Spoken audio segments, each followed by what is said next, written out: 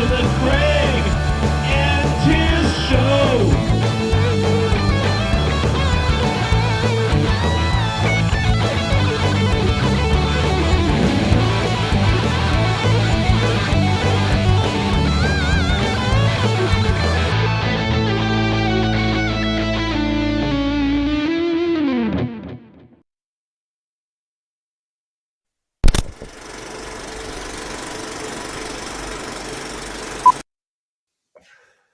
We only bloody made it again.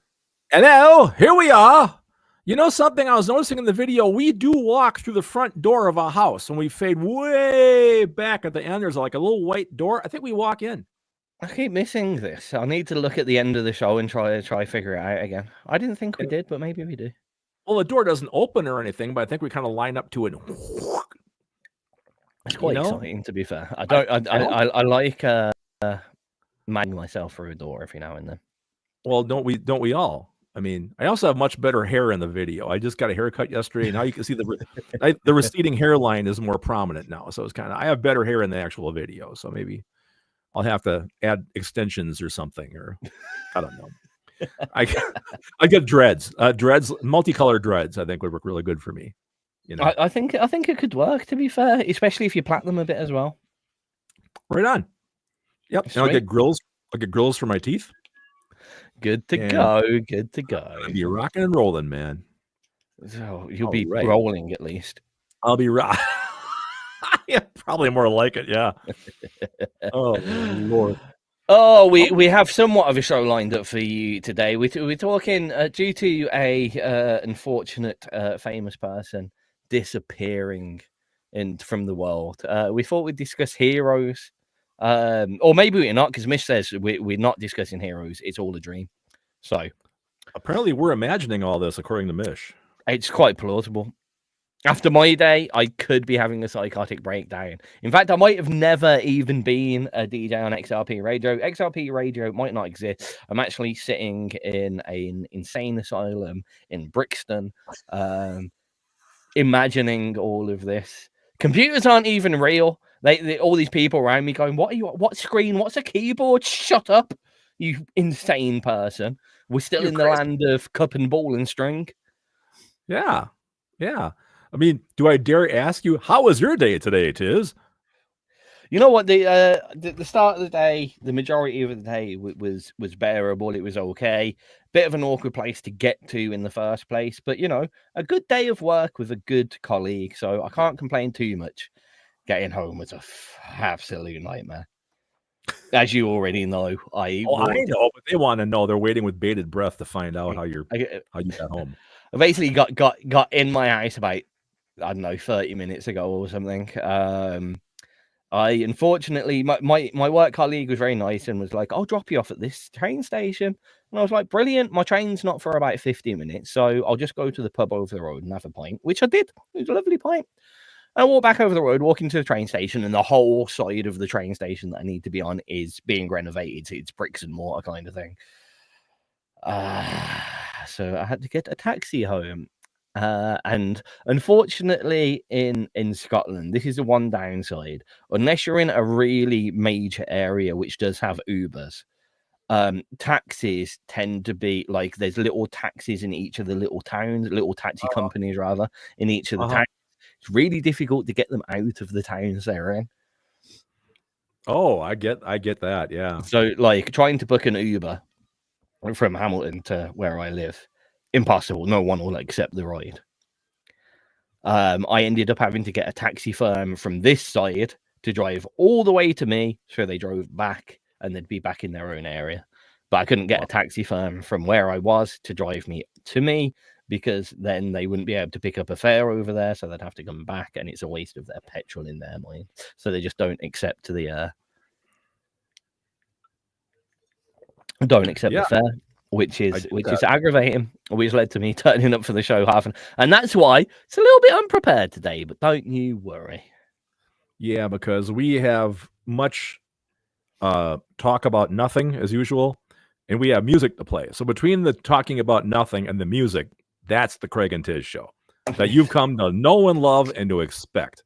We do have a vague topic. Like I said, we're going to talk about We do heroes, but we're also today. going to We talk do about today. geeky shit, and we're going to talk about what we're going to eat, and we're going to talk about well, we're going to have a bit of show and tell. You're going to have show and tell in the Craig and Tizz We show. have It's to like a have show and staple tell. now. It is a Um, staple.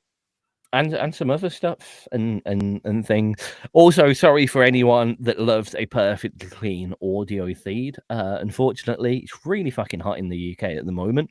And my studio is lined with 6-inch pyramid foam, which makes it even hotter. So my window is open and the seagulls are out, and you may be able to hear that.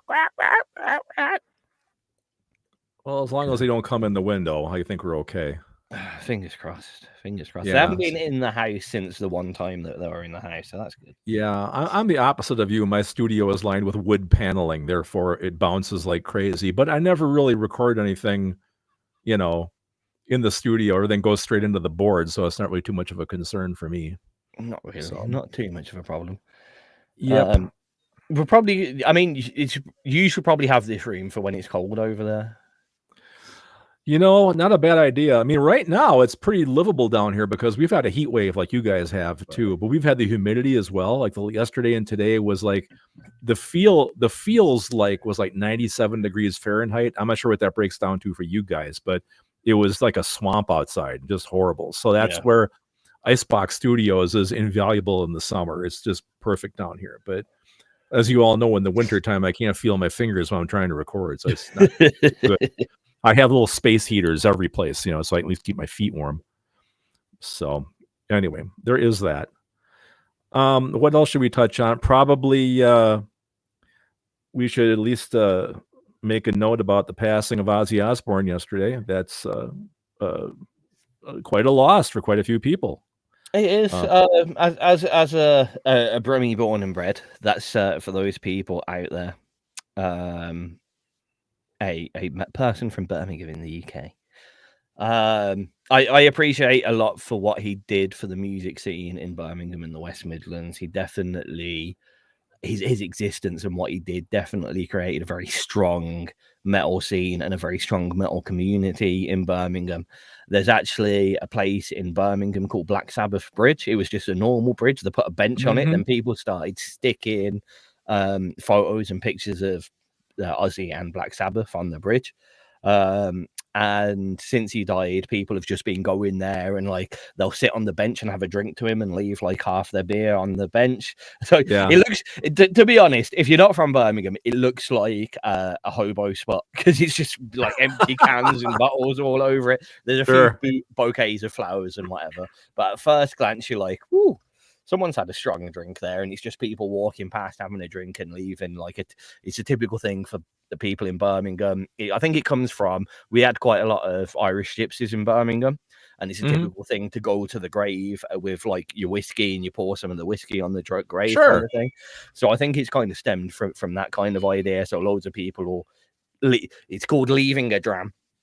And they'll leave a dram on at certain places, and it's been strongly done in Birmingham at Brindley Place at the Black Sabbath bridge and Black Sabbath bench, which is quite cool. So it definitely, his existence, even though he may not have been directly involved in it strongly, people in Birmingham tend to rally around their famous people. Which is good. Another one, there's a comedian called Jasper Carrot, who's quite I think he's died as well, but quite famous across the world. And we rallied around him as a strong Brummie comedian, and we're very good at doing that. So people like that, whether intentionally or not, are very good at bringing together people in Birmingham. It has to be admitted. I won't like, not a big fan of his music personally. I can appreciate his vocals, and especially watching him. I mentioned this, Craig, before the show started, but it's impressive how, as unwell as he quite obviously was and as struggling as he quite obviously was, I think the way I said it to Craig earlier is, if you were blind, you probably wouldn't really notice. The last show. He smashed that vocal performance when he was ill, and fair play to him as well. I think it was very well done the way that they've cut it down, and he did like, because I didn't watch the whole thing, but as I was told, there was 2 half-an-hour segments, one as Ozzy and one as Black Sabbath. Correct. it was what like that was a sensible thing to do, so we didn't just get absolutely wasted from Winded. you know Yeah. Right. Right. I mean, performance. So, Sabbath's set was 4 songs, yeah, which was fine. Yeah, it's funny because it's a little ironic because, today we're kind of talking about our heroes. And for me, one of my first guitar heroes, actually, as a young guy, was Tony Iommi from Black Sabbath. That first Black Sabbath album that came out is called Black Sabbath. It has the witch on the cover and the old castle. And that album, when that came out, man, that stayed on my turntable. I'm not kidding, for a month. I just kept playing it and flip it over, play again, flip it over. That thing was so cool. So many cool tracks like The Wizard and Black Sabbath. Really good stuff. But again, I wasn't a really huge Ozzy vocal guy, but I can't imagine anyone else singing those vocals besides him. I mean, he's And that's the thing, very unique Yeah. style of vocals. I mean, honestly, if he wasn't so well established after a while, and I know Sharon did a lot of help for him. I mean, she's a fantastic you bet. promoter and manager and whatever she does. Yep. But like, if he came out now, people would think he was a bad vocalist, I think. Oh yeah, sure. For sure they would. It's very strained. Yeah. But it's kind of funny. I was seeing, condolence messages last night online, and I was seeing them from everybody you could think of. There was one from Kermit the Frog, for God's sake. Yeah. Because turns out Kermit put an album out, and Ozzy sang on Kermit's album. So, I mean, there was Rush, Aerosmith, any musician you can think of has had a condolence up, I think, in the last 2 days. I think when you've got someone that's that well known, I think like almost like we are at the moment, we can turn around and appreciate what they have done, whilst not necessarily appreciating their music directly. Oh, sure. Definitely, I think certain people do that much. They will. I mean, I guess Kurt Cobain's another one that never necessarily did anything directly themselves as such, apart from be themselves. It's not like Kurt or Ozzy specifically. Their main aim was to get out there and bring people together. They did, but that wasn't what they did. No, it was a side effect. Yeah. Really. But it leaves that much of a legacy, I guess. People like us are sitting here and go, we didn't really like him, but he was a fucking brilliant guy, and he did a lot of stuff, and he did a lot of bad stuff as well. But you can't deny he was just genuinely a good person. He was, and I thought it's like what you say too. He was really one of the originators, right? I mean, Sabbath has been credited for inventing heavy metal. I don't know if that's right or wrong. A lot of people have that opinion. But he laid the groundwork for something, kind of like Kurt Cobain. He was involved in the whole grunge scene and the developing. These are guys that were kind of like in the right place at the right time, and they were unique, and they established something that was never heard before.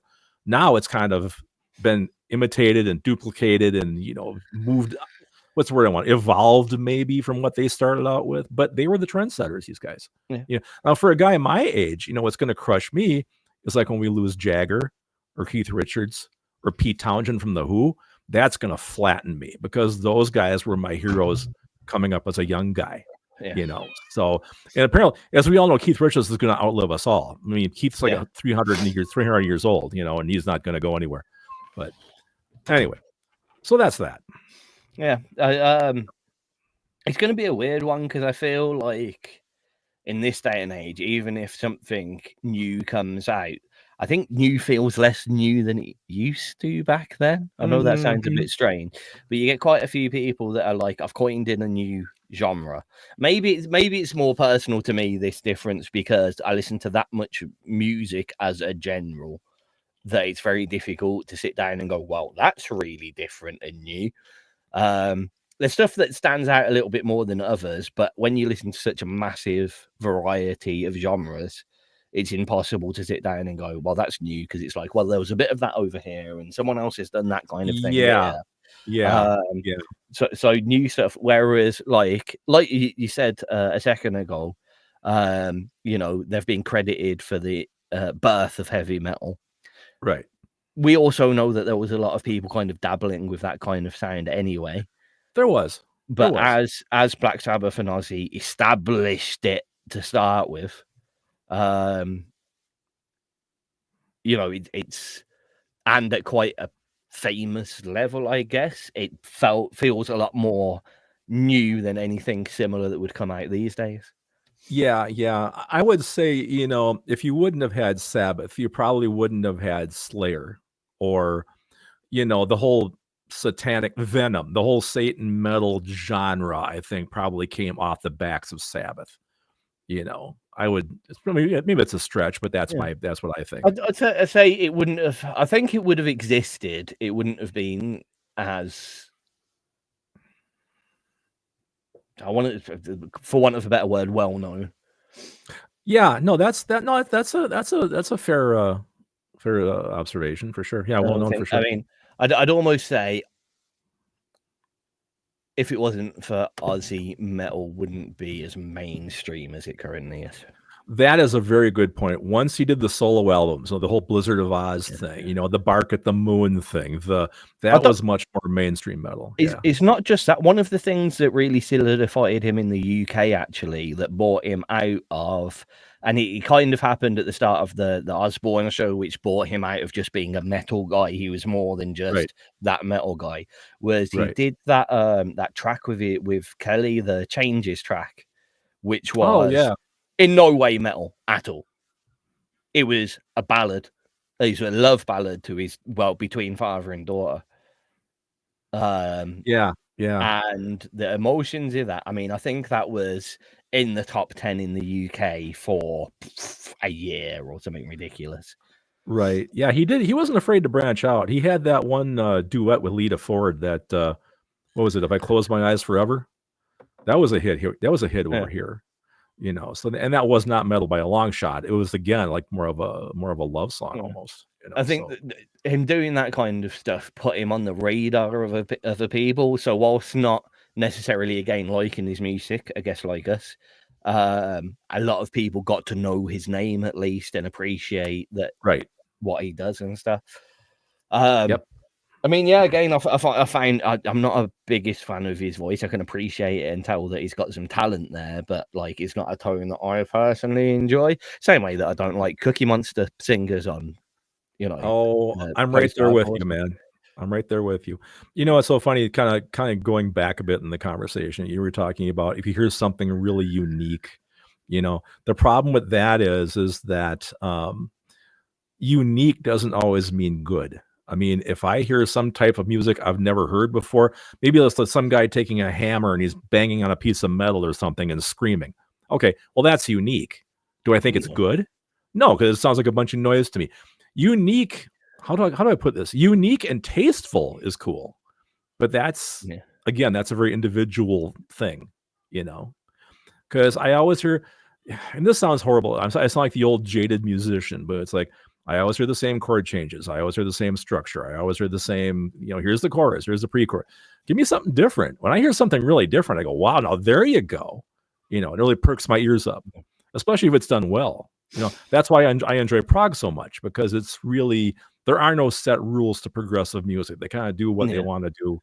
But the problem is it's very individual to the listener. You're going to like it or you're going to hate it. It just depends on your personal taste, you know, but that's just how that is. I always say that the majority of music is alphabetical. You got A, B, A, C, A, B, A, B, A, yeah, B, of course C. It is. 1, 4, 5. Yeah. Prog is 100% an alphabet. It's A to Z. And you get from A to Z. And at some point, you go through F, G, C, D, X, Y, Z. But you've got all the letters, and you start at A, and you end at Z, and all the other letters are in the middle somewhere. Exactly. That's why I've always looked at prog, because it's very wet. Some of the more modern prog, I mean, some of the stuff that Icons of Industry are doing, which I dub accessible prog, it's a little bit more structured. So they go off on their own journeys, play about with time signatures and chord patterns, but there is still at least a catchy hook chorus to them that brings it all together in the middle. But most, especially old school prog, you barely repeat a phrase unless it's in like that 8-bar section. You might repeat it for the 8 bars, and then you're on something else, and you're not going back to it typically either. Yep. I never asked you this even in personal conversation. Are you aware of that? I believe they're a Dutch prog band, Ayreon. Ayreon. A guy named Arjen Lucassen is like the mastermind behind this, and they have like all these amazing concept albums and stuff. Ayreon. I just figured you might have probably heard of them. They're more on your side of the pond than me, but they're incredible for cool prog stuff. But yeah, that's why I throw it out there. You never know. I never know what you listen to, man. Neither do I. 24 minutes past. Should we have our first piece of music? You and I, great minds think alike, my friend. I was just going to suggest that. All right. Let me know when you're ready to go. I'm ready to go. Attaboy. This song is called Pillow Talk, and it's brand new from Brad Pittance and the Pirates.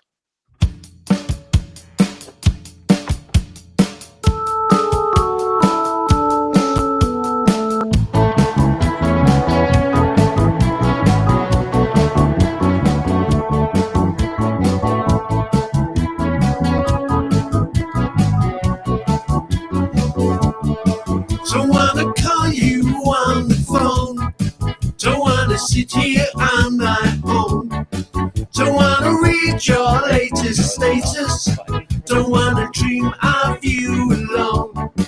I wanna talk, pillow talk. I wanna talk, pillow talk. I wanna talk, pillow talk. I wanna talk, pillow talk. I wish you were here. I wish you were here. I wish you were here. I wish you were here.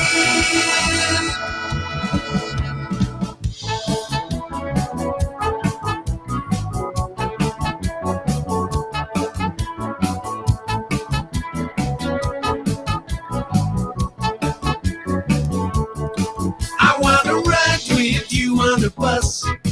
I wanna buy you a starter and a main. I wanna drive you down to the coast. I want to be with you in the rain. I wanna talk, pillow talk. I wanna talk, pillow talk. I wanna talk, pillow talk. I wanna talk, pillow talk. I wish you were here. I wish you were here. I wish you were here. I wish you were here.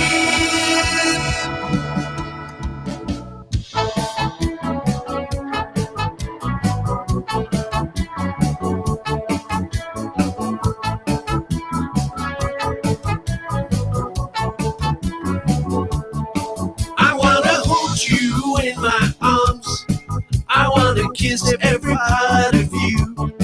I want you to know you are inside me. I want to be inside of you. Now we are in a taxi and it's 2 a.m. You asked me to come home. Tonight's the night.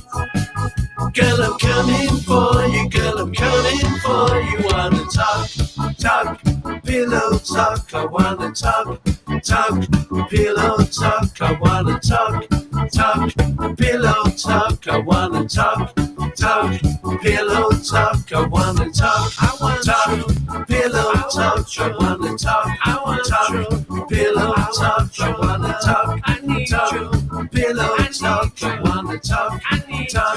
Pillow talk. I wanna talk, pillow talk. I wanna talk, pillow talk. I wanna talk, I need you. Pillow talk. I wanna talk, I need you. Pillow talk. I wanna talk, pillow talk. I wanna talk, pillow talk. I wanna talk, I need you. Pillow talk. I wanna talk, I need you. Pillow Talk, Brad Pittance and the Pirates here on XRP Radio. First track of our evening. Yep. I did a little bit of checking here for Miss Happening as he was talking about the song Changes on Black Sabbath Volume 4 he did not think was written by them, but he said he's usually wrong about things like that. So I looked it up, and Changes was written by Tony Iommi and Geezer Butler. Said that Iommi did the piano medley, and Butler penned the lyrics. So there we go. So I guess it was written by the Sabs. So I didn't know that. So we learned something today. Okay, cool. So moving swiftly onward. Well, I don't know about swiftly, but moving onward anyway. You want to talk about our today's topic, and kind of like you want to touch on that a little bit, or? Well, yeah, I mean, we kind of did with a little bit of the stuff we were talking about, Ozzy. We're talking heroes today, as a whole. Yeah. So those heroes, are we inspired by our heroes? Do we make our music purely from those inspirations? Do we try and make music that we think our heroes would appreciate, or to impress them? Maybe not directly, but stuff that we think may impress them. Are our heroes more external, so people that we aspire to be close to the same actions that they're doing, or do they just depict a scene that we'd like to be in? Do they make, say, Ozzy made the metal scene more glamorous? And were they the people that made you get in to that style of music or anything like that at all? So the easiest thing, whilst people are in the chat box, what are everyone's heroes? Who do you aspire to be like? Do you make your music like them? Get them comments in the chat box, and we'll read some of them out. Whilst I turn around to Craig and go, well, what about you? What about me? Well, I probably talked about this at length before, I would imagine, somewhere. But being a guitarist, of course, my heroes are guitar players for the most part. But being a keyboardist as well, I have some keyboard/synth heroes too. But I'm probably the same as everybody else my age. Jimmy Page, Jeff Beck. For blues, Stevie Ray Vaughan, Van Halen, of course, because obviously Eddie changed everything. He just reinvented rock guitar as we know it. I was too young to really get Hendrix. I kind of missed him. He was out like in 69, and I wasn't really listening to rock really much back then. So I kind of missed him as a guitar hero. Brian May from Queen is huge for me. I've written some melodies kind of based off of his riffs and his solos and whatnot. So, oh God, Pete Townshend from The Who. I have gotten comments over the years in XRP saying, your stuff sounds like The Who. And it's funny because I've never gone out purposely and said, this song's going to sound like The Who. I've never done that, but I've heard it a few times, which thank you. That's a great compliment. But then synthesizer Jan Hammer that we used to play with Jeff Beck, incredible. He started a lot of that real lead synth stuff, for new age music. Kitaro, the famous Japanese synth guy, is huge for me. Jean-Michel Jarre, the guy that did Oxygen. Mike Oldfield, Tubular Bells. I can go on, all that type of stuff. Prague, yes, Steve Howe, Wakeman. I'm a huge Wakeman, Emerson guy, all those kind of keyboard guys as well too, So yeah, but the question about making music that I think I would like them to have listened to or appreciated, I never thought about that. Like, here's something that's going to sound like one of my heroes when I'm writing. I don't consciously do that, but I think subconsciously, I think as musicians, I think we're all predisposed to like make music that reminds us of our influences and reminds us of our heroes. Because I think how you develop a style is you take a little bit of all these different people that you listen to as a kid, and they all kind of mash together as one big conglomerate, and that ends up being your style. Because I think we're all influenced really by where we come from like that. I certainly can't say I've ever come up with anything brand new and groundbreaking anybody's ever heard before, but I think that's just the natural evolution of a musician. We take our influences and we kind of work from there. Mish, I'm very curious about what informs your synth pop punk approach. I love to know who you listen to. I know you're in chat here. I'm seeing you, but what did you listen to, man, when you were younger, when you were Little Mish with a smaller mask? You know, I'm curious. Himself, the sound of his own farts. Probably. How about you, Tiz? You know, Tiz, we were talked about who your heroes were.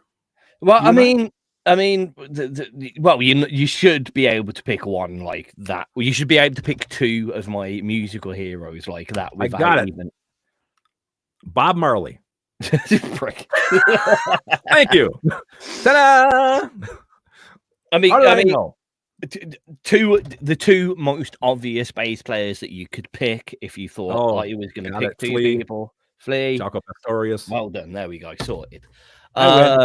Yeah, I'd say similar to you. I very rarely sat down in like myself with purpose and go, I'm going to write a track that sounds like the Red Hot Chili Peppers. Mm-hmm. It is undebatable the fact that as an early bassist starting to learn bass, what do you do when you pick up your first instruments? What's the first thing that you kind of, outside of running scales and learning your first book of chords and whatever, what's the first thing you learn? I don't know when to stop. Good point. No, we never learn that. My point is, most people typically learn one of their favorite tracks. Oh, yes. Something easy. Now, same with me. The majority of the early things that I learned how to play were Red Hot Chili Peppers tracks and Jaco Pastorius compositions. If for probably at least 6 months, that is what I am learning, it is undebatable that my style of play is going to be very similar and my style of composition is going to be very similar. As much as I may not sit down and go, I'm going to write a Red Hot Chili Peppers track, what I know on how to play bass is majoritively at that time in my life. Chili Peppers orientated. I know how to play funk bass lines. I know how to syncopate funk rhythms. Thus, that is the music that I am going to create. Fact. Right. You know, if as a guitarist, if you start learning acoustic guitar, the first track that you're going to make isn't going to be a metal track. Fact. Right. So I would say my heroes definitely influenced the style of music, especially early doors on what I made. Thus, and would I be sitting there necessarily trying to create a track that is similar? No. Did I create a track that was similar? Yes.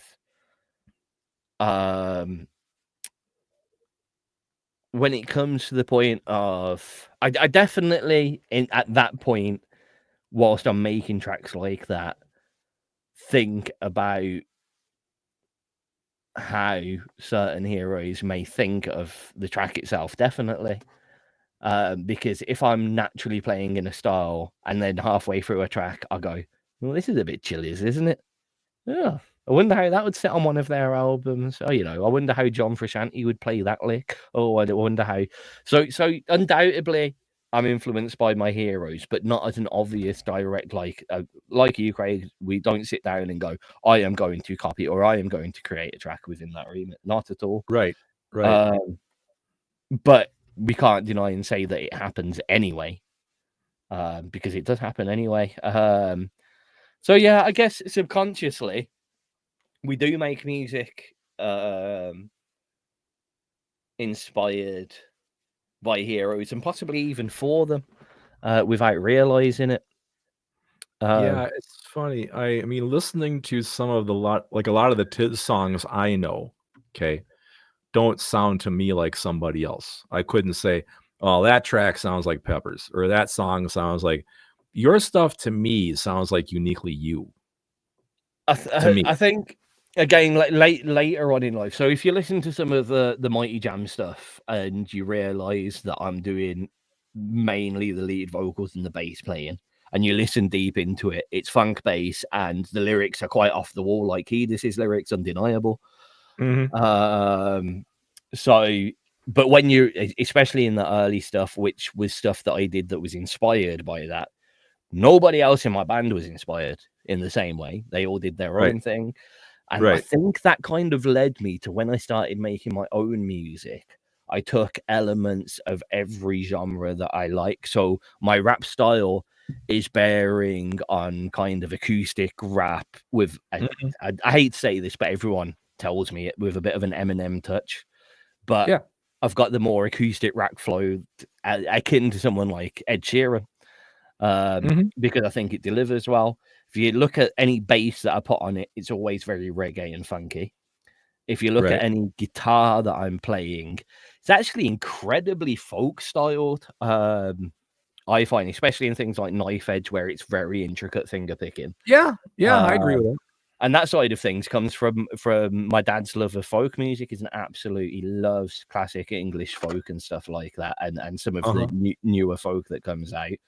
So both me and my brother is a fantastic fingerstyle guitarist, absolutely insane, and it's somewhat upsetting that he never did anything specific with him, because he's so good. And he was the first to learn that kind of stuff, and off the back of that, I started learning that kind of stuff. Now, the irony is, if you all looked in my my CD collection at the time, there would be the closest thing to that I would have had would probably be something along the lines of, I always forget which one, who did Closing Time. Was it the Semisonics or the Stereophonics? That was Semisonic. That was Semisonic. So that's the kind of closest to kind of the guitar style that I'd actually have in my own collection. I'd probably I'm not at all, but the closest style that I can ever think of to what I play acoustic guitar wise is bearing on Troy Fade, even though he puts me to shame completely. Yeah. But that kind of rhythmic bass line followed by intricate picking definitely inspired me, and that's off my dad's taste of all things. And if I was to sit down and go, what actual guitarist or bands inspired me, I know I listened to them. I couldn't tell you who they were or what tracks they were because it wasn't my I was listening. If I sat down in my spare time, I'll be listening to funk and jazz. Miller and Pastorius, and why can't I think of anyone but Miller and Pastorius right at the moment? I don't know, because you had a hard day and you lost your chips. I had a hard day and I lost my chips. That's why forgot about telling everyone about what did I have for dinner? Not chips. Not chips. Well, no, 4 chips. 4 chips. Yep. So he's a hungry guy today, folks. But yeah, like it's a bit of an awkward one. I picked a topic that's hard for me to talk about because whilst people can turn around to me and go, that sounds like that, this sounds like this, you were obviously influenced by this. Yes. To akin it to the talk about heroes is a bit awkward because I was definitely inspired. Are they people that I followed and wanted to aspire to be? Well, no, because I don't even fucking know their names. Well, that makes it hard, doesn't it? Yeah. So yeah, I have a massive influx of, especially now with the amount of music that we get to listen to every week. It's even harder for me to start picking out heroes because it's kind of the unsung heroes of the independent world that have way more of an effect on me these days. Yeah. If I ever have the ability to make something of the quality and compositional skill of icons of industry, I'm game for it 100%. Definitely one of my heroes, Roberto, 100% one of my heroes. Lovely bloke, great influence, fantastic composer, great to speak to. They say never meet your heroes, but I did an interview with Roberto and it was one of the best days of my life. It was fantastic. Such a good time to speak. Sure. Not just professionally or intelligently about a style of music, but about a style of music that I'm damn well 100% into. And to have that connection with someone that you're a little bit starstruck by. Fantastic.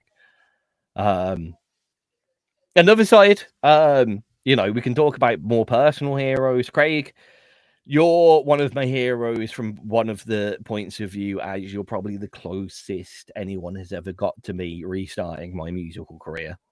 So I'm definitely influenced by Craig, and yes, it is somewhat hero-like because he constantly pushes me and says your music's actually quite good. You should stop being so down on yourself, or maybe try and create something that you don't hate. The not thing common. is, I'm very, very drawn to creative people. Okay. I'm very drawn to good creative people.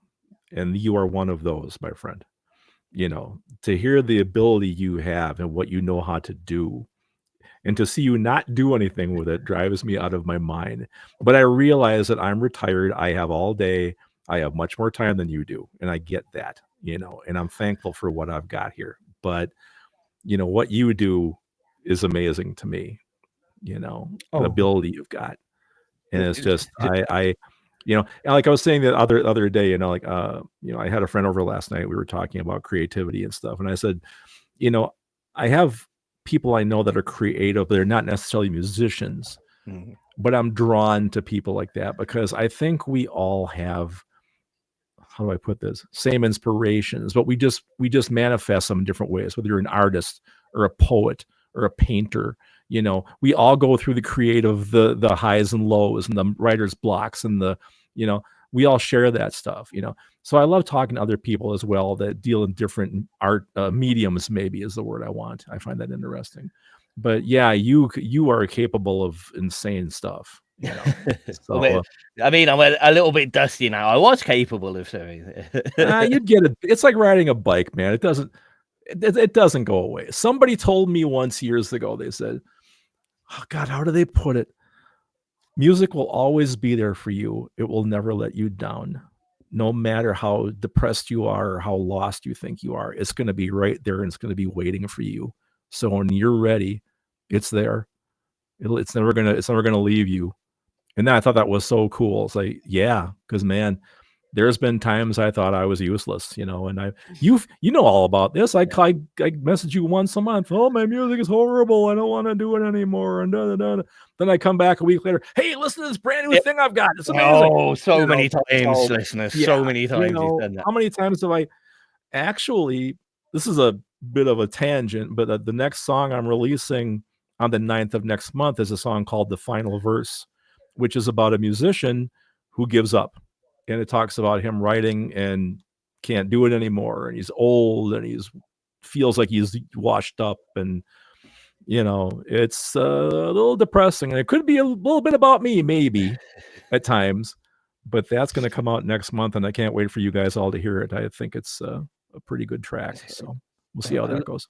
I love the way that you kind of put that together and how almost uplifting it sounds. But see, this is where my head goes. You turn around and go, music will always be there. It will always be sitting there, ready for you whenever you want. And my mind goes, poor music. I'm over here ignoring it completely. It's just sitting there waiting for me. And it's not, I'm not going to it. Poor music. I feel sorry for music. What a waste. No, wrong way to look at it. If you pick up a bass right now, something will fall out of you. It'll flow out of you, guaranteed.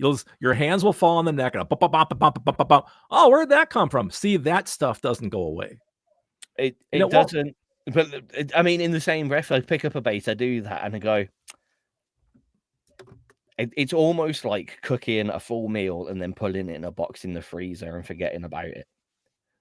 You think I don't know that? You've got this you just made this really nice steak, but you haven't got the chips or the veg, and you've just gone with that really nice steak, i.e. the baseline, and gone, nah, we'll just put that over there for now.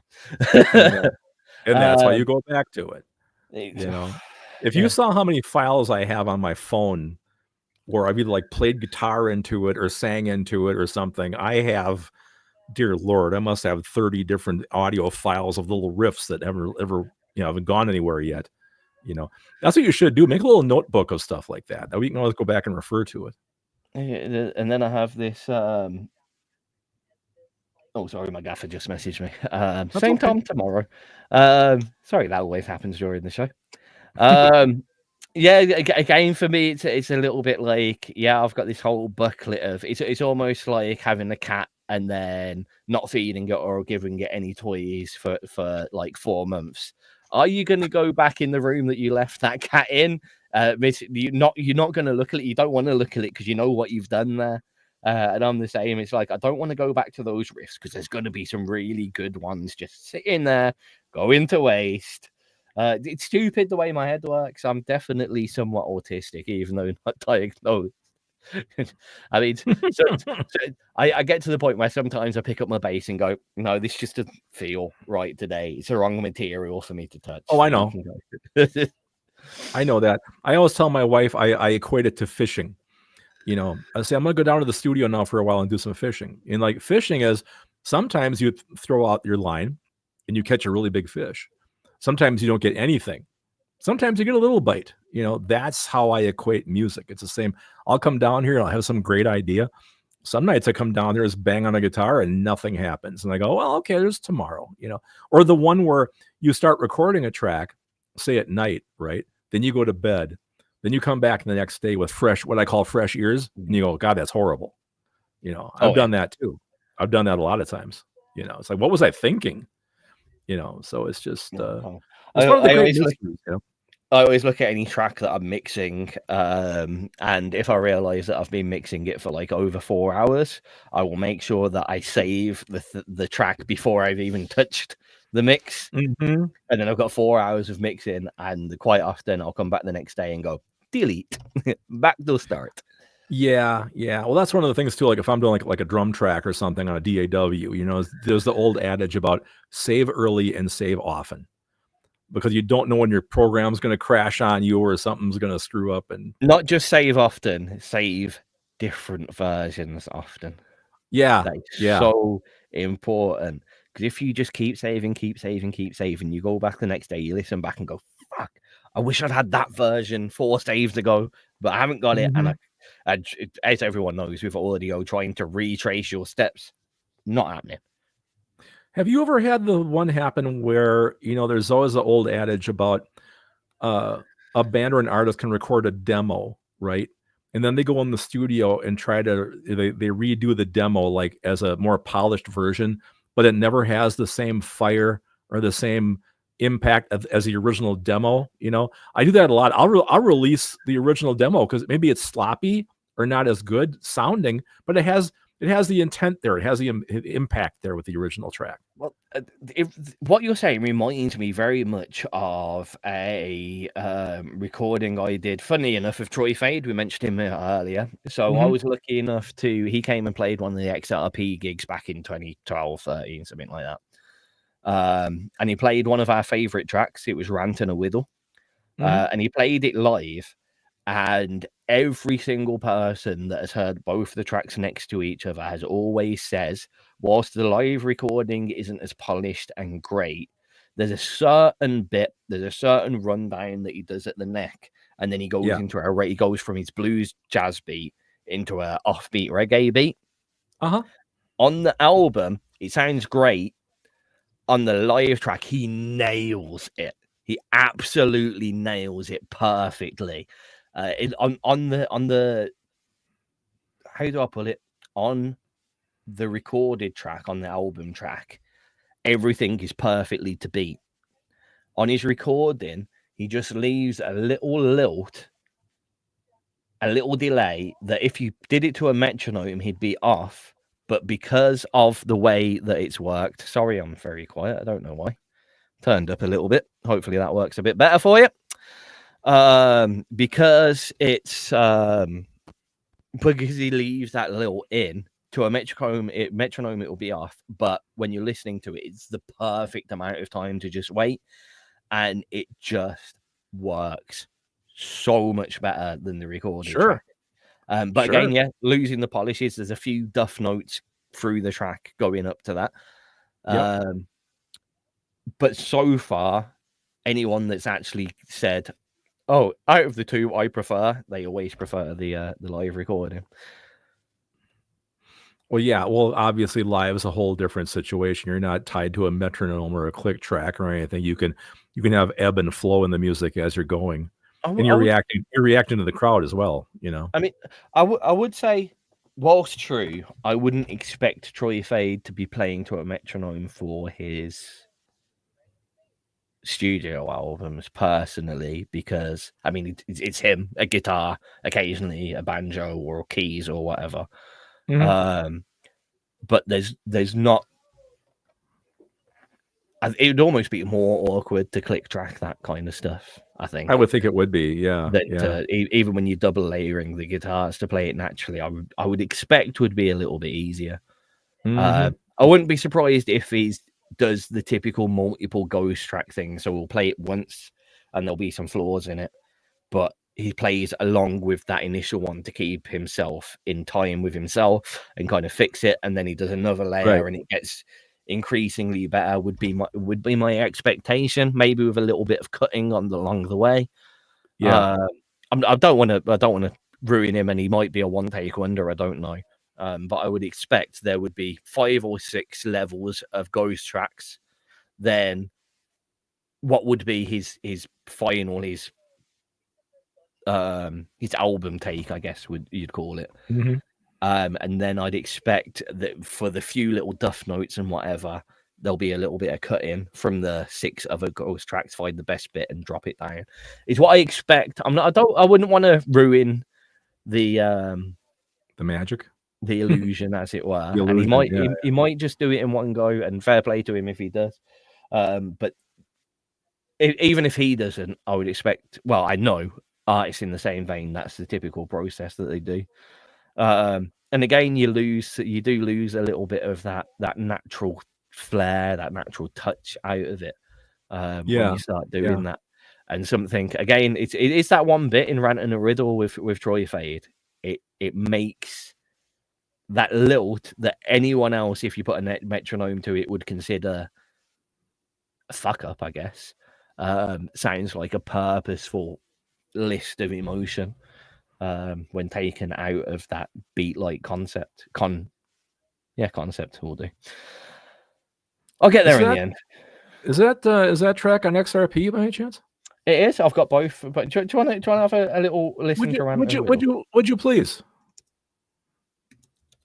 So amusingly, the live track, I was getting through. So I had Sound of the Sirens, Do's and McDo's, Do's and McDo's, Daylight Savings, and Troy Fade all at the same day.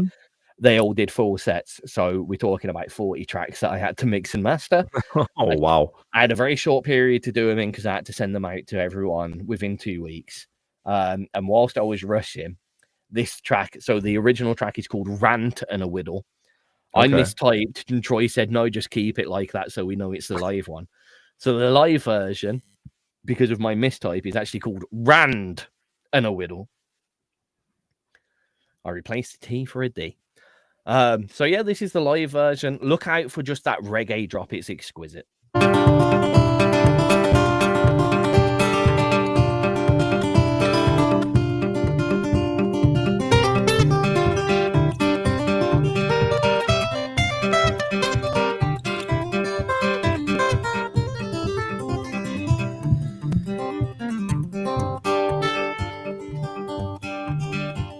Stand and petrify my hands along the way with a form that is indescribable to name. Right or wrong, move along. Well, even the best love is brittle and blind, and surface hopefuls are easy to find. Same old drone, Eliza knows.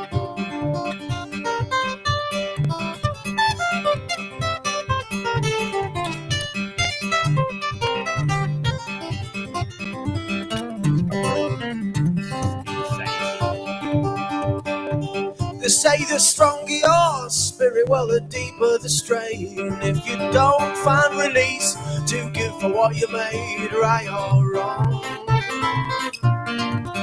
move along. Sidelines, lifelines, looking to remind you of the thoughts that hold the lessons they taught you. Same old drone, you lies around. That's one of the bits that he gets perfectly. Like, that's cool. Yeah. And then in a bit, he goes into half time perfectly. Yeah. Well, there's so much all more right. to living than what we can see. If I thought I knew better, I'd say you and I were me. Right, alright. Move along. Low lays all time. Absolutely. Yeah.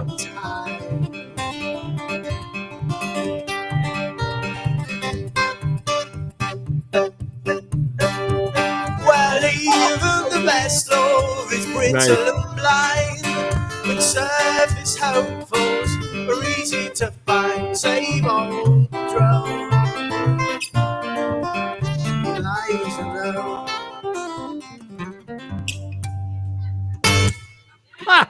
With the harmonic. Very nice. Back up the E. Oh, so with Troy Fate, apart from the quality of his guitar playing, as you all just heard, that was live. All of that was live. There was no editing to that. That was just him, a guitar, his vocals through a desk, and then a little bit of mastering at the end just to make it a little bit crispy and clean. Now, two main things that I remember very much about Troy Fade. One, when he plays, it looks like he's in a complete trance. Quite often, eyes closed. He tends to have his mic just above his mouth, and he'll just be away like that. And it's like his fingers are doing what they're doing, so he needs to forget about his fingers to sing. Right. Which is astonishing. Now, one thing I will say, he refused to drink before he performed on stage. I don't blame him. Wow. Afterwards, he drank like an absolute fish. And there is a vivid memory that I will always remember about Troy Fade. So we all went back to my ex-business partner's house after this. That was where everyone was welcome to stay. So we've all gone there. There's about probably about 8 of us sleeping on the floor in a living room, just on the carpet on the floor. All right. Sure. 6 o'clock, bang on in the morning. Everyone is dead asleep. Right. I've kind of just came to a little bit and I looked at my phone. Right. 5 seconds later, Troy Fade sits bolt upright, like not even a little bit of he just goes right, eyes wide open, looks round like a madman, grabs a can of Carlsberg, necks the whole thing, lays back down, starts snoring. 5 minutes or 6 minutes later, not even long later, he does exactly the same thing, another can, downs it, picks up his guitar and plays that very song perfectly. That's amazing. Fucking 6:30 in the morning. Like, wow. What the fuck just happened? Man, that's amazing. And it's quite funny because about a week before, a similar-ish situation had occurred, and again, about 8 people sleeping on the floor, this time in my place. And for work at the time, I had breakfast morning news TV automatically, like an alarm on my TV starter. Yeah. And Trevor McDonald, who was quite a famous news reporter back then, pops up on stage, starts doing the news report and whatever. And a friend of mine, very similar situation, out of nowhere, sits bolt upright, wide-eyed, points at the TV at Trevor McDonald and just went, "I told you to fuck off." And he just lay back down and went back to sleep again. So weird. But the two instances. You've got some interesting friends, man. Whatever happens first thing in the morning after a bit of a drink and a gig, I guess. I guess so. So weird.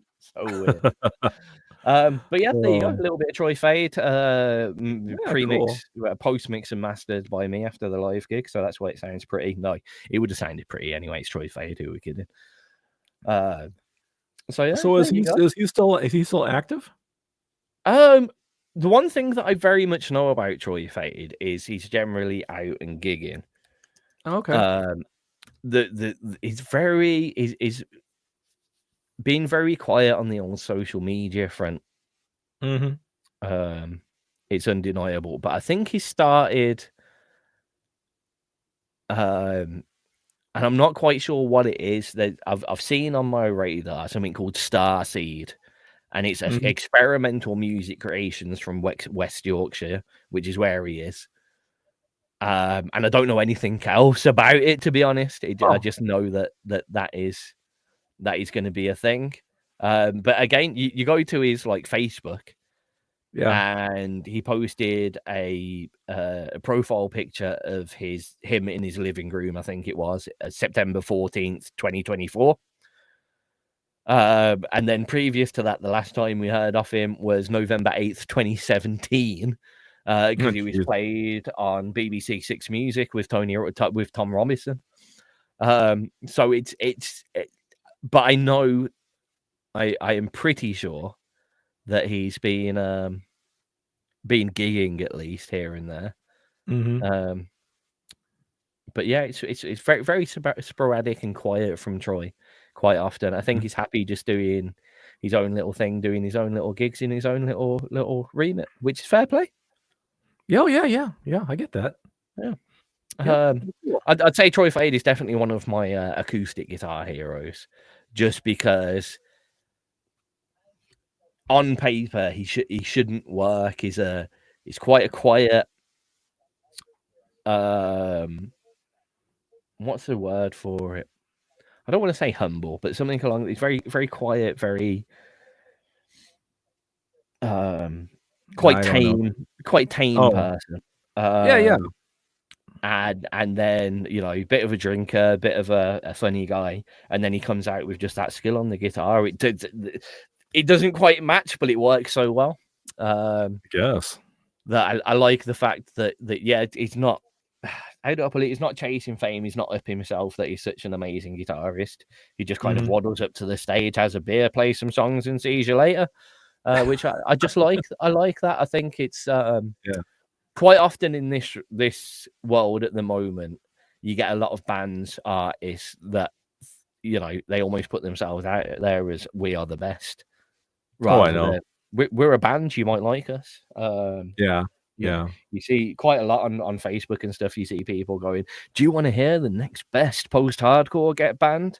And it's like, you've said that about yourself. If it was a magazine that said that about you, that's a bit different. But if you're saying it yourself, it's a little bit odd to me personally. Yeah, I agree. I mean, it's okay to have confidence and whatnot, but don't confuse it with cockiness. You know, I mean, have you know, be confident in your abilities and what you can do, but don't come out there and say, "Hey, we're the newest thing this week" or something. I was like, no, because guaranteed. It's a way that I changed how we promote XRP. To be fair, there's a massive difference between we could be your next new favorite band to we are the best band in this genre. Right. You know, we could be your new favorite rock band. Just comes across a lot better than we're the best rock band that's out at the moment. Because instantly when you hear that, you go, are you? No matter who you are in the world, as soon as you see that on social media or someone say that, you go, It's a good way to get you to listen to them. But the problem is, if you go to listen to something and it's being advertised as the best and it isn't the best, you've put yourself at a disadvantage straight away. True. Well, it's like I always tell my wife, you know, well, you know what? I'm the most famous musician in this house. There you go. I win. I'm the only musician in this house, so by default, see, I win.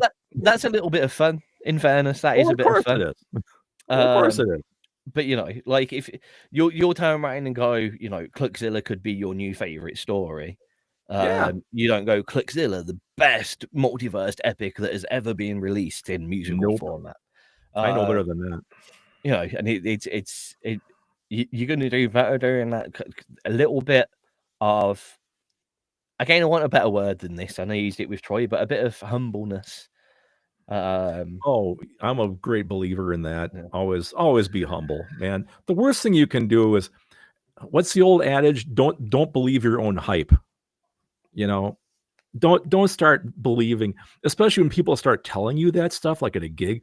Oh man, you sound just like Eddie Van Halen. Oh man, you sound just, all you have to do is say, thank you very much. I appreciate that. You shake their hand and say, thanks for coming to the show. And you go about your business. You know, none of this. Oh yeah, you're right. I'm fantastic. No, don't ever do that. That's the worst thing for you. No. Ego is horrible. You know? Yeah, I think ego ruins bands as well. I mean, Sure it's does. even in the radio station remit, you know, it's a little bit less now. But you look at a lot of artists. There's a specific radio presenter actually at the moment, and you see them constantly say, "Wow, we have 1 million listeners and this, that, and the other," and then in the same breath on his same Facebook feed, he says things like, "Why does no one ever like my post or comment on my stuff?" And you're thinking, if your show page if you've got 1 million listeners and a Facebook page that doesn't have 10% of that in likes, then I don't think that you've got 1 million listeners. Right. That's just fact. I mean, the amount of people you that will be scrolling Facebook and their favorite TV show pops up and they just click like. You know, I mean, it's one of the big things that I will not do with XRP, and people get infuriated, but I'm not going to talk stats to people. I'm not going to say XRP radio has got 500,000 listeners. I'm not going to say we've got 15 million listeners. I could legitimately say both of those things, but if I brag that and then people come to the website and see 203 users logged in at the moment, they're going to go, well, what happened to the other 499,900, whatever it is? Yeah. You know, you ruin yourself by default. We're the new biggest metal band. Okay, then why is your page only got 200 likes, and why if you only sold 3 of your CDs? Right. Put yourself at a disadvantage. Yeah, I mean, the way that I think about that, I mean, don't give me numbers, because if you give me numbers, that doesn't mean I'm going to like your station. That's just telling me what your numbers are. Well, 200 million people think well, great. If I listen to it and I don't care for it, then I don't care for it. I don't care how many numbers, what stats you give me. Is it any good? You know, I mean, again, that's a very individual thing. Yeah. You know. Yeah, definitely. I think to just because you're a rock band to insist that every person who likes rock music are gonna like you is somewhat astonishing, and then to be upset about the fact I have seen this before. Oh, you know, 4 million people in the independent industry that like rock music, and only 2 people have bought my track. You know, that's showing your support. That is, isn't it? And it's like, but just because they like rock doesn't mean they like you. And the other thing of like, oh, I've got 300 friends on Facebook, and only 2 of you have liked it. Might be that only 2 of your 300 friends like your music. Don't insist on doing that. The Chili's didn't come out with an album expecting that everyone that bought their last album to buy their new one. Otherwise, they would have recreated something very similar to the last one. One thing, admittedly, the Chili's are quite good at doing is really changing themselves up album to album. Apart from the first 2, kind of the self-titled and then Freaky Styley, which are quite similar to each other. In fairness, if you go from like One Hot Minute to Californication to By the Way, just with those 3, the difference is astonishing. Right. Not that I know a whole lot of Peppers, but yep. Yeah. Well, I mean, take a look at some of the famous ones then. So from One Hot Minute, what's high? I wanted to say Higher Ground, but that's not on One Hot Minute. I don't know. I know the cover of it they do, but I don't know what albums.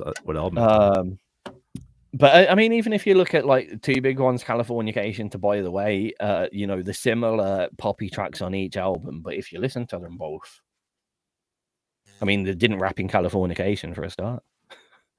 Yeah, where's Under the Bridge from?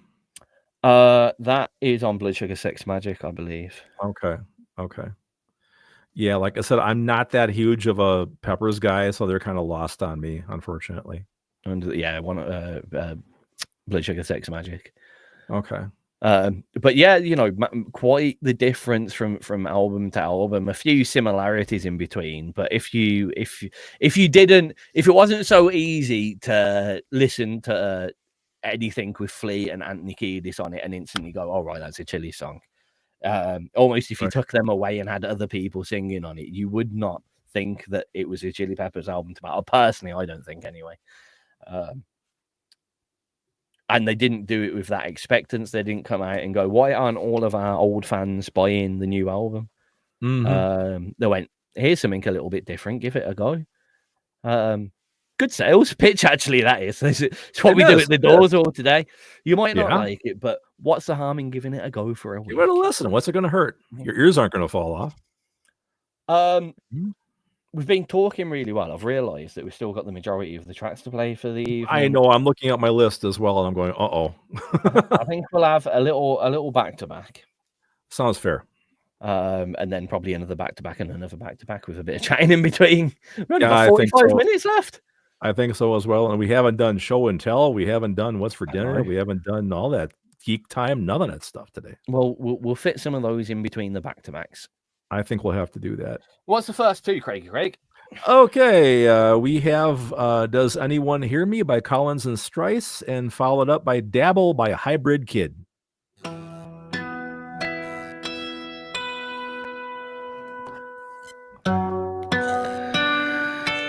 Wait, is that a dulcimer? Sounds like it. A little bit. What? It did a little bit. Yeah. So music's a little loud for me, but that's good. Okay, that's better. Yeah, it sounds good. Screaming for years. Can you bring that down a little? Praying with tears. Cool. Thank you. That's You know good. what? What? I'm not giving up. Little bit of an Aussie vibe to the vocals. Am I wrong? Oh, yeah. Yeah. I hear it. Does anyone It's been a good conversation today, Ted. Oh, yeah. Just you can tell when we lose track of time. I know, right? I'm gonna quickly grab another drink. All right. I'll be here. Sorry, bit too unprepared for today. I know. those far away eyes I can't help but despise. You're not giving in. You don't see it's a sin. Does anyone hear me? Will anyone come near me?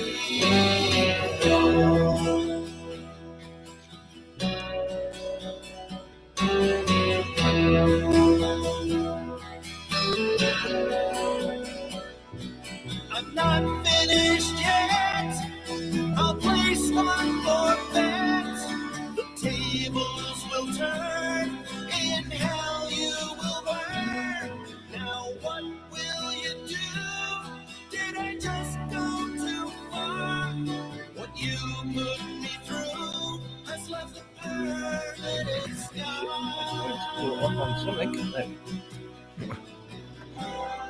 You haven't talked about your T-shirt today. Not yet. I haven't done that. We're missing all. No geek time, no show and tell. I know. We suck this week. We'll get there. I am very tired. I am too, actually, to be honest with you. I get the thing where I get the sore eyes from staring at the screen for the 2 hours, and I'm kind of like, okay. I just get very kind of dazed, like I'll be midway through a sentence and I'm like, what the fuck was I talking about? Yeah, I kind of start blanking out on what I'm saying. It's like, uh-oh. It's not necessarily what I'm saying, but like I'll get onto a flow and I was like, what was the point, what was the end point of what I was trying to say? What was I trying to say exactly? I brought up this incident for a reason. It was related to something, and I've told you the incident and being like, why did it, why did this happen? Yep. And they get to talk for a bit longer and they go, oh, and that's why we should all play bass or something. Oh yeah. I think I told you about that. That's my new old guy thing. I got my phone in my hand, right? I'm thinking I'm gonna Google something, and by the time I pick up my phone and open the app, I've forgotten what it was I was gonna Google for. I mean, I'll go one step further than that. I will pick up my phone, I'll see something like on Facebook, like an ad or something, Yeah. and I go, that's interesting. I need to look up that. Where's my phone? That's bad. So many. Oh man. There'll be times where I'll get a text message off my boss and I'll go, where are you? Yeah. So I'll look on maps at my phone so I can get my postcode for where I am. Sure. Yeah. And then as soon as I've got that, I've got my phone. I go, where's my phone? I need to text Where's my this. phone? Yeah. And I'll get a message back going, why did you take so long to text? Oh, I was looking for my phone. But you read the text message straight away. I didn't realize that was my phone. That's funny. Next one. Oh, man. Shit.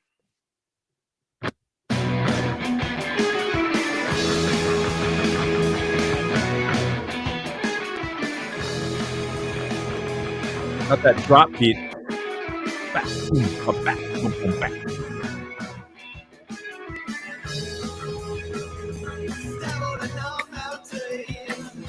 Well, I made a hotel reservation for me and Connie today to celebrate our 44th wedding anniversary, which is August 1st. But we don't. We're gonna go out of town on August 4th, that Monday. I'll be back in time for the show on Wednesday, no problem. Oh, well, take your time. It's your wedding anniversary. Yeah, I've already had 43 of them, dude. What's 44? One less than 45. That one I'll take some time off for. Or just bring Connie on. So Bring her on. Yeah, that's what I should do. Yeah, for show and tell. Well, that's what we should do. Once Cat. Here's my show and tell. It'll be even better if you somehow you manage to get her to be really still, so it's like you bought her like a statue. I'm gonna push a button and she starts talking. Little box. Get Yeah. some cellophane. No, and you could have Cat. It'd be perfect.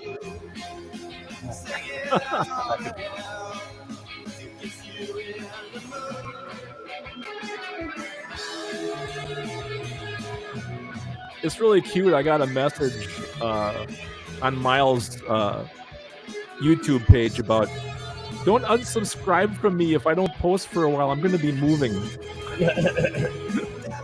So I commented, don't worry, I won't unsubscribe. I'll still be watching your channel. That was cute. He's pretty cool. He's something. He really is, man. He's like a 45-year-old man trapped in a little kid's body. You know? He can be.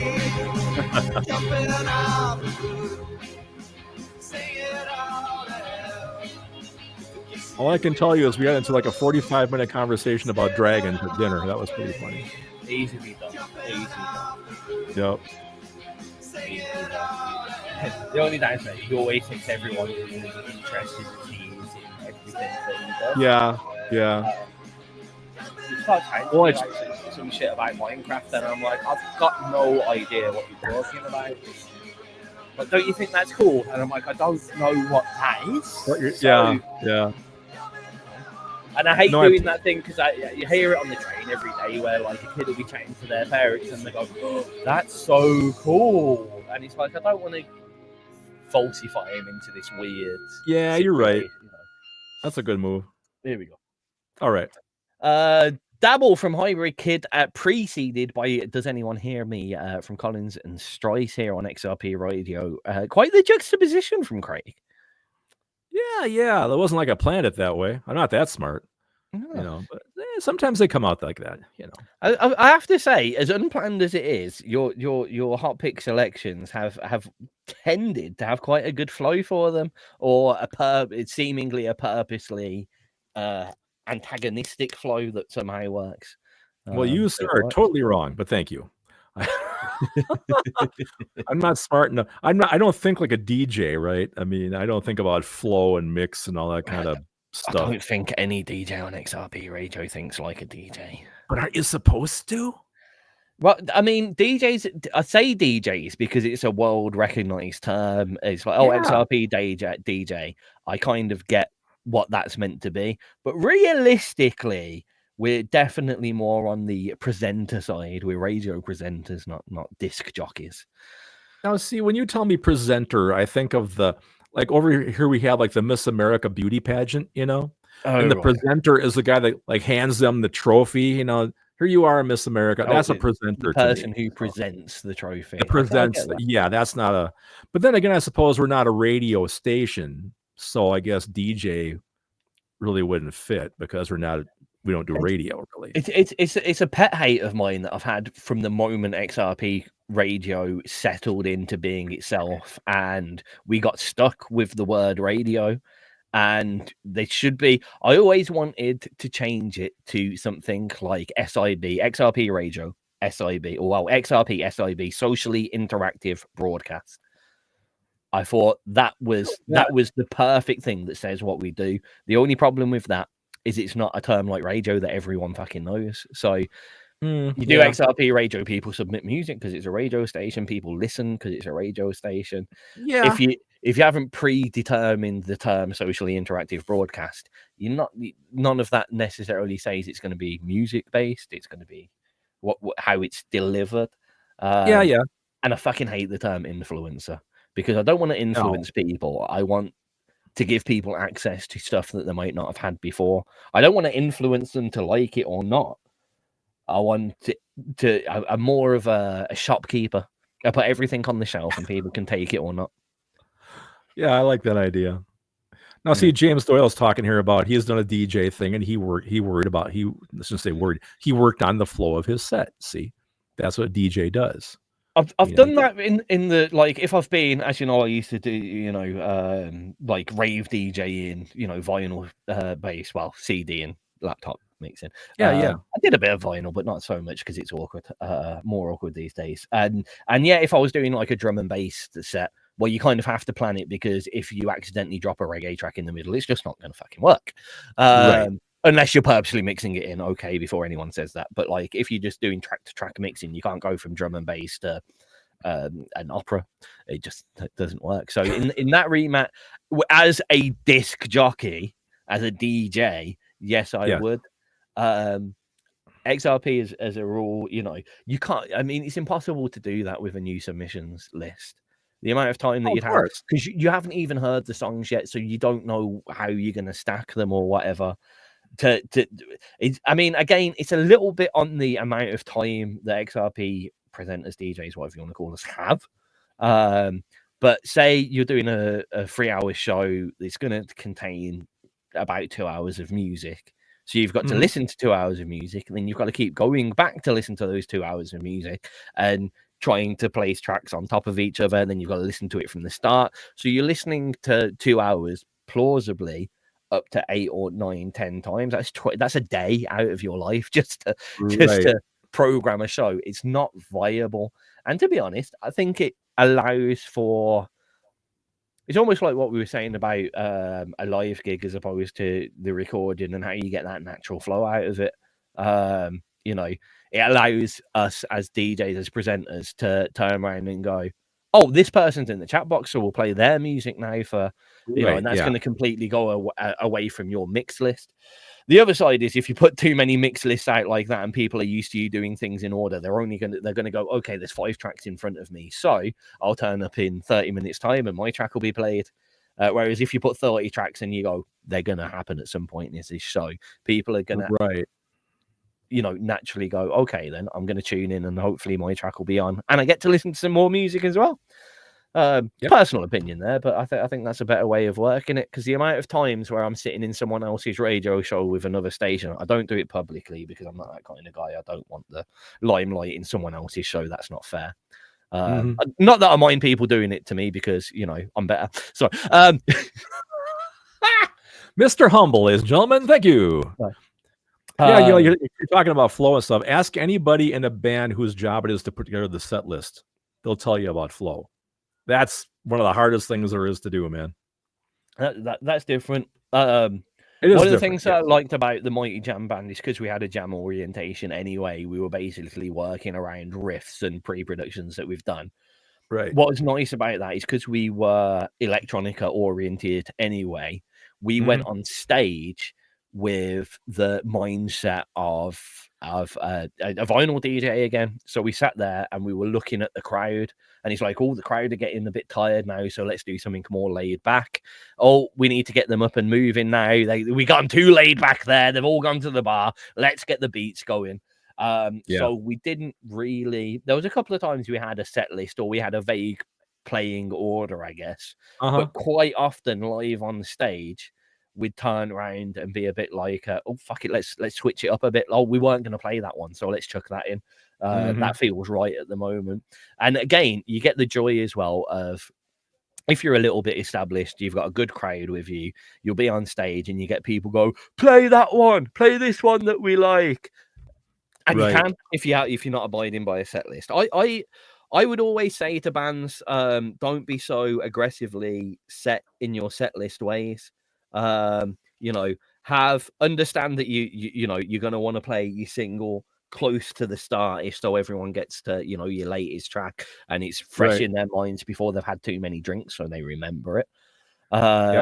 Finish on the track that quite a few people have a track that's called Goodbye or something, and they'll tend to finish on it. Good night now or something. And say we want to play these 8 tracks during our set. Fair enough, but I'd say try and stay, as long as you're well communicating on stage with your band, and it's probably going to be the front singer or the rhythm guitarist / singer that directs it. As long as everyone's listening and everyone's on form, I think you can get a better show feel if you allow yourself to be a little bit less rigid. Yeah, I would say that. I agree. Though saying that, what was it like? See, this is I've never asked you this, and I've always been interested. So, in the Express band, when you were doing majoritively covers, yes, sir, that's all we did. You've got. I always think of it almost as like your typical pub DJ, where you can go up and go, "Oh, this is one of my, can you cue this one up? This is my favorite song." How strict were your playlists when you're on stage? We would take requests here and there, not often. But we would, we had songs we were known for. Like we had a really great cover of Mustang Sally, and people always wanted to hear it, So we started putting it in the third set, about a third of the way through. And here's the thing: if we changed that set up, that third set, and didn't have Mustang Sally, they'd start complaining to us. Hey, where's Mustang Sally? And then we had to play. So of course, obviously, we got sick and tired of playing Mustang Sally, but they wanted to hear it. Yeah, we would take requests here and there, or actually the one trick we had, we were famous for, if we were running short, like of songs, we'd take something we played earlier and say, this song is up by request. We play it over again. Like that way we could recycle it, and stretch the time out a bit more. But yeah, requests here and there, not a lot, but we would take the, honor the rare one here and there, sure. When it came to like the set list that you were going to play, was it like strict, like it's in order of what we put there? Oh yeah, had to be. I mean, the Express band was slick. That was one of the first bands I've ever heard where there was no stopping between songs, right? One song flowed into the other one. The drummer kept the beat going. He counted 4 on the snare, and we went. The whole thing was almost like one nonstop for the dancers, because it was a dance band, right? Yeah. So there were no pauses, unless all of a sudden we're going to a slow song or something. Sure, then you stop. But otherwise, especially if the dance floor got packed, you keep going. There's no stopping. Just keep hitting them. So yeah, that band was, like I said, one of the first bands I was in where it was really predetermined, had a lot of flow to it. Otherwise, the bands I was in before then was like, four geezers with like one song list on the floor, right? And we play a song. Then we'd stop. Okay, what do you guys want to play now? I don't know. What do you want to play now? And you got a crowd full of people staring at you like, do something. Yeah. We're trying to decide what to play.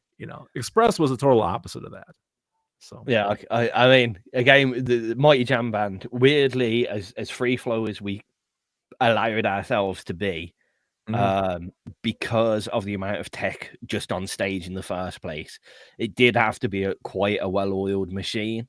We were very lucky that musically we were very in tune with each other.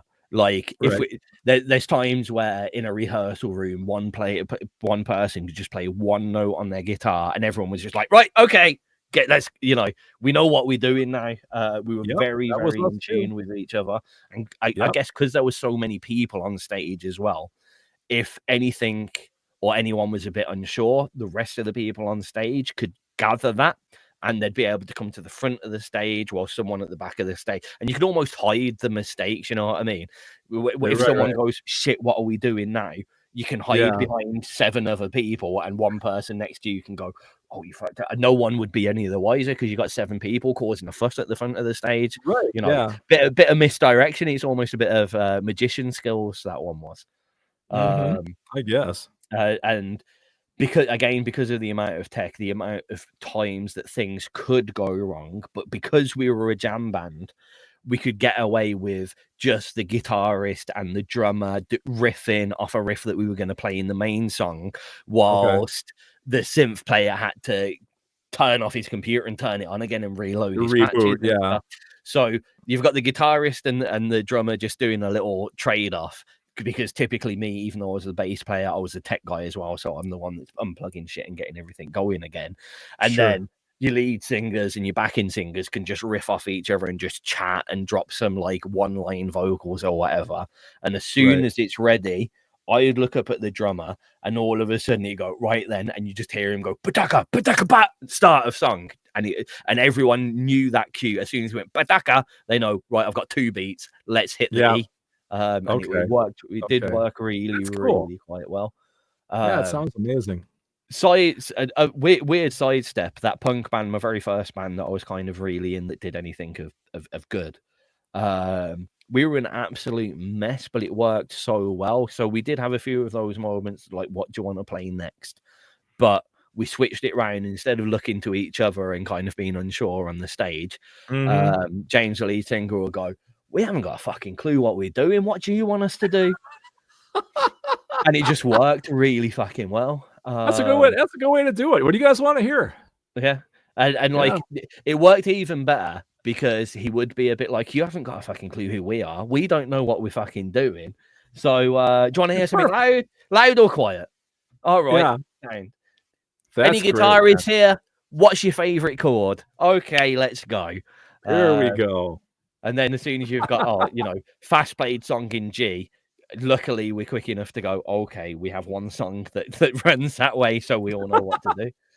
Nice. And it worked quite well. The weird one with that one, though, is we were basically a 3-piece: guitarist, singer, bass singer, drummer, singer. Right. But the drummer, because we always played small venues, it was always that situation where even though the drummer in some of their songs was the lead singer, he was always right in the back in the darkness. I remember one photo at Eddie's rock club that we went to. You've got me and James at the front, and we look almost like a proper punk band. And then in the back, you can't even see the drum kit. You just see 2 red eyes from the flash in the background and a stick in the air and a bit of beard, and that's all you could see of him. He's terrible. That's great. So you got Satan back there on drums. Yeah. And then all of a sudden you'd see people looking at us a bit weird. Like, are you miming? Because me and James are playing at the front. He's singing at the back and no one knew who was singing. That's funny.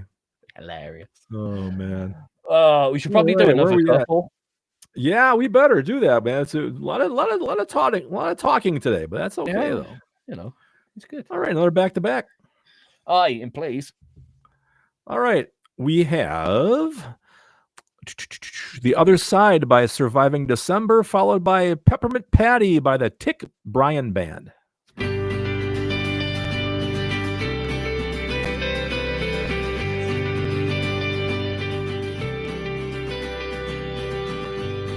I'm never open up, but I am aware of what goes on around me.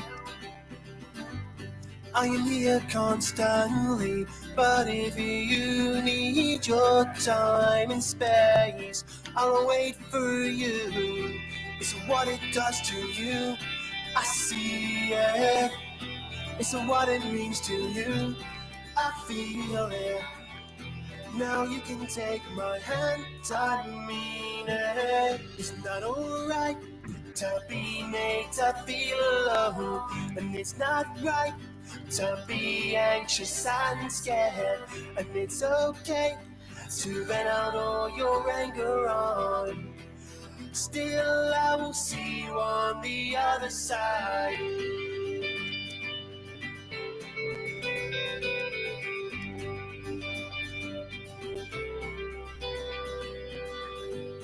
Well, I know these times are hard, I am aware.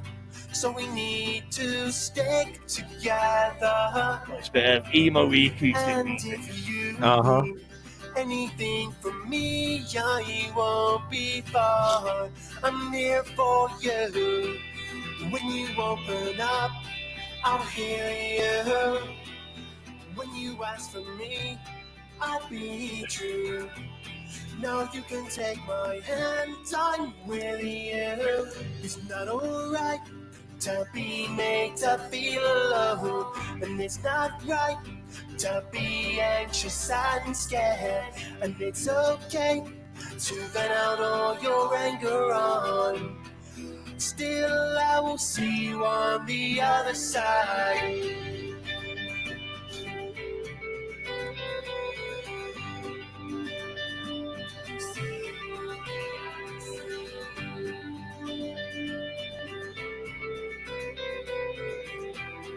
Still, I will see you on the other side.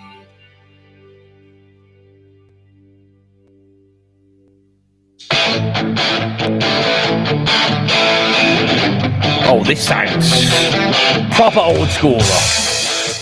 Oh, I love this. The second I heard it.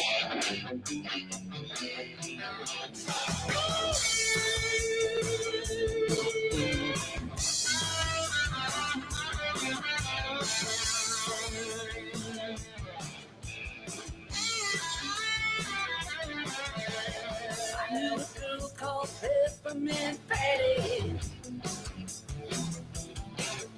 She worked all day in the back of an alley.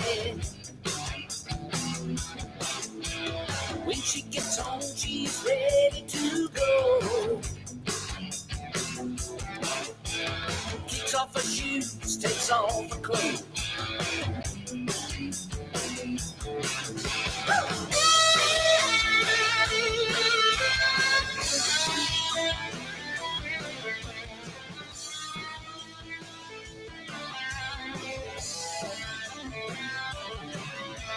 She went to work when she was 16. When a man of the world said she was his queen. She fell in love and he left her alone. Now it's Patty the kid, the world and the phone. I remember she always had something to say. As for me, didn't matter anyway.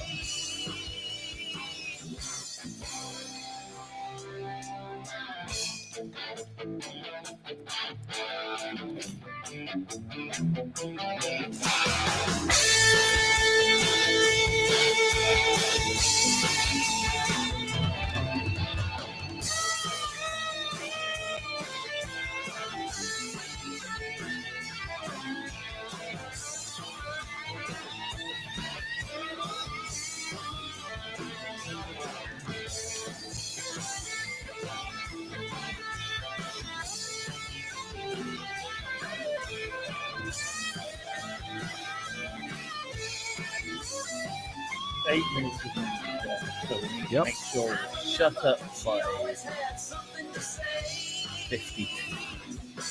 52. 52. For me, didn't matter anyway.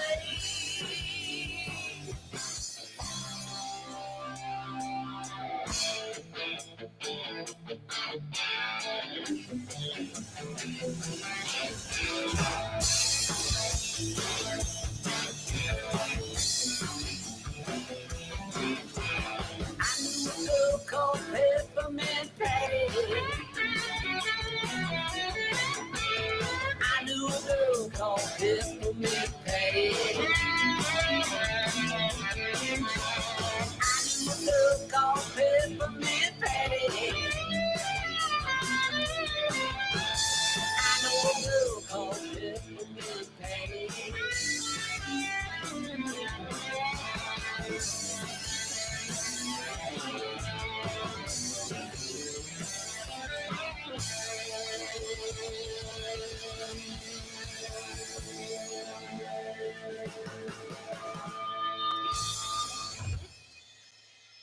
Nice. Peppermint Patty by the Tick Bryan Band preceded by The Other Side from Surviving December here on XRP. Right at the end of the show, we've got a few little tidying up bits to do though. One thing in the chat box, James Dawes said he saw a Motorhead tribute band where the Lemmy was 5'1".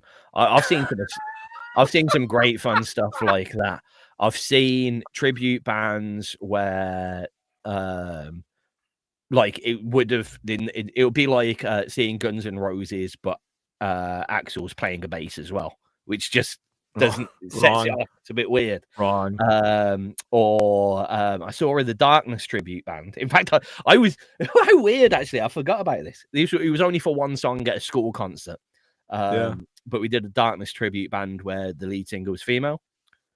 Oh, okay. Well, that makes sense. And then I've seen an actual, like a proper Darkness tribute band again, where the lead singer is female, and it gives a really odd energy because you're thinking, you know, crazy weirdo guys in spandex suits and capes, right? And then you're getting it delivered to you by your typical rock girl front rock chick. Yeah, you know, 75 colors in the hair, very small crop top, torn up jeans, all ripped up, and you know, and it like you almost had to listen to them with your back turned to them. You know, it's funny you say that. One of my favorite Rush cover bands has a female vocalist because nobody could sing Geddy's parts. He sang so damn high, you know, so it makes sense. Yeah, it does. I think it's like with the Darkness. Part of the goodness was the strain that he has to do to hit those high notes. Yeah, and without that, it seems a bit odd. It does seem a bit odd. I enjoyed doing that performance. I wore a Sgt. Pepper's jacket as well. One of the nice. Still got that somewhere, I think. Cool. You should wear it next week. It's way too small for me. Way too small. It barely fit me when I was 15. Oh well. So, just a thought. But yeah, it's quite odd when you get a tribute band that don't set, or even weirder where you get a tribute band that have been made up by the people that can play, but not the people that should be in the band together. So you look at stage and you've got like the really proficient guitarist, but he's into prog. He's got really long hair. He's wearing one of those checkered shirts and grungy jeans.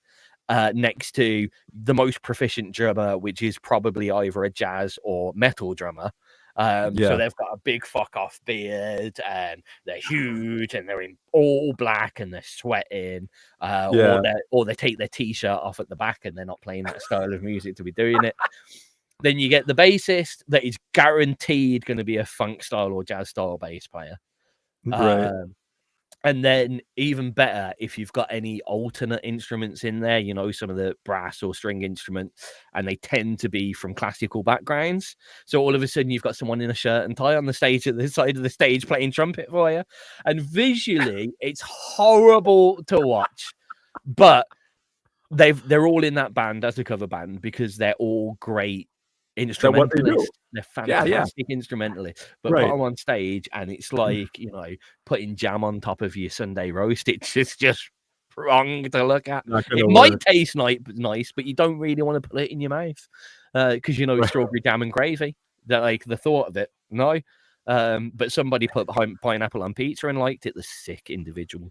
I know. Or pickles. Yeah. It's yuck. It's not quite not good. All right. Yeah. What's a project? I'm confused. I'm just reading a chat. Yeah, I was just reading the chat and I'm confused a little bit. But that's okay. Oh, right. Yes.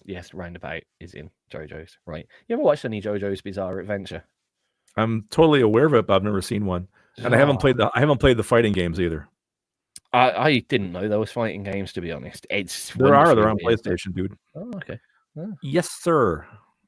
Oh, right. Super quick. The fastest ever show and tell ever. Are you ready? Yeah. Who's going first? You go first. Let me make Got it it. big.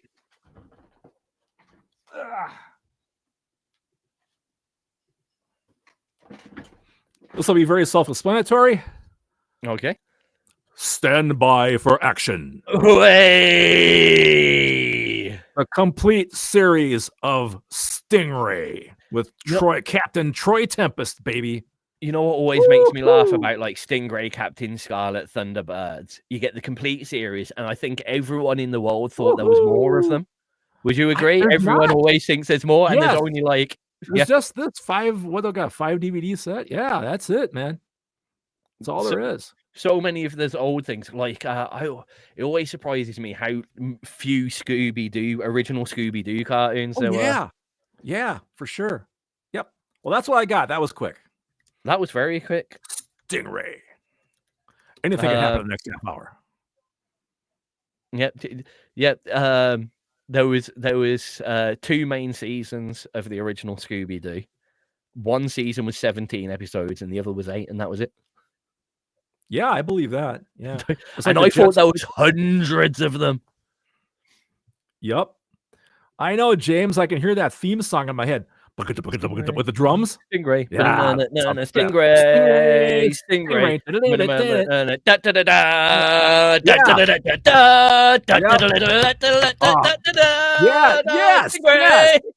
Yeah, the best, man. You know what's crazy about cartoons like that? Like, I haven't watched an episode of Stingray probably since I was 12, but I know the whole intro to it. The intro, everybody does. Well, it should. No, I told Craig that I got a show and tell, and I'm already showing it him, and he thought it was his t-shirt, but I did the Third Bridge t-shirt before, so I can't show it. It's a good t-shirt. I can't show and tell it again. I can show it. I'm not telling. It's a good t-shirt though. It's actually these headphones. Oh, that's your show and tell us your headphones. It is. Just because there's a quick story behind it. So do you remember when we used to partner with CoSound? I do. So, CoSound, for those that don't know, are kind of were kind of a social promotions company based with an app. It was very cool. We got together. The first time we started speaking with each other was actually because I entered a competition for them. It's one of those typical like tell people about us, download the app, say something on the app, and we're going to pick 10 winners. And I won, and I got these headphones. Which are Audio Technica. I always forget M50Xs. Okay. Studio mastering headphones. It's the only thing that I've ever won like that. Don't get me wrong, like I've won the odd tombola or a lottery ticket or whatever, but I've never won an item from a competition. So one, they've got a special place in my heart for that because of that. 2, they're actually fantastic. They're probably one of the best headphones. Probably one of the only pairs of headphones that I'd use to mix down tracks. They're great for like just your monitor feedback if you're playing a guitar in as well. Right. But I've very rarely had a pair of headphones that I've been comfortable mixing in, just because they tend to be a little bit more bass heavy. Amazingly flat frequency response for a cover over your ears, which is indefinitely going to make it bassier. Right. So they're quite nice. And yeah, it's about 250 quid, and I got them for free because I won them. That ta-da! We have a winner, folks. Show and tell. Right.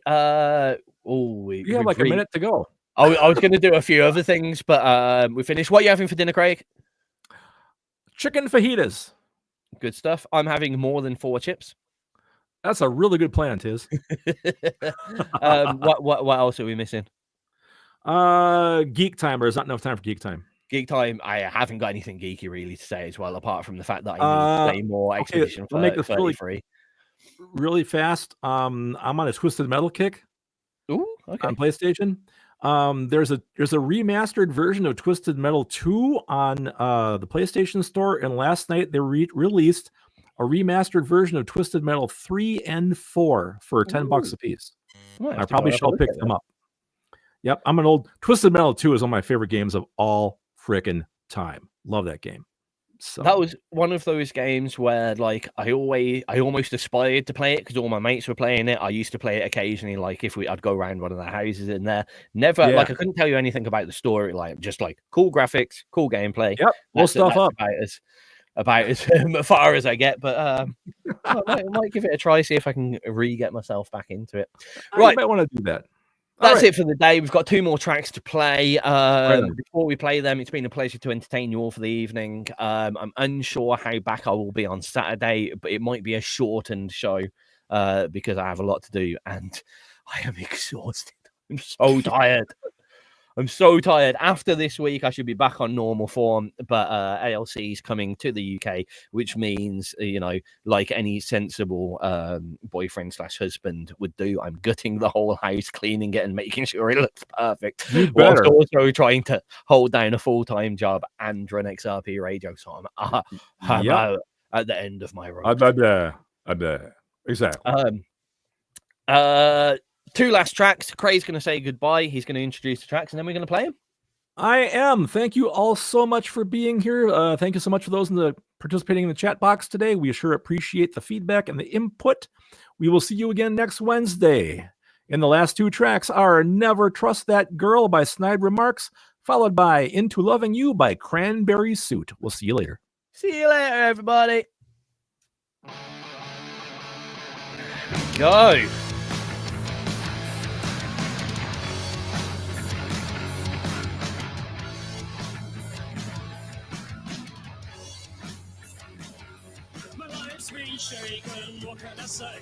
It's quite the grit on that bass. Really? Yeah. Wow.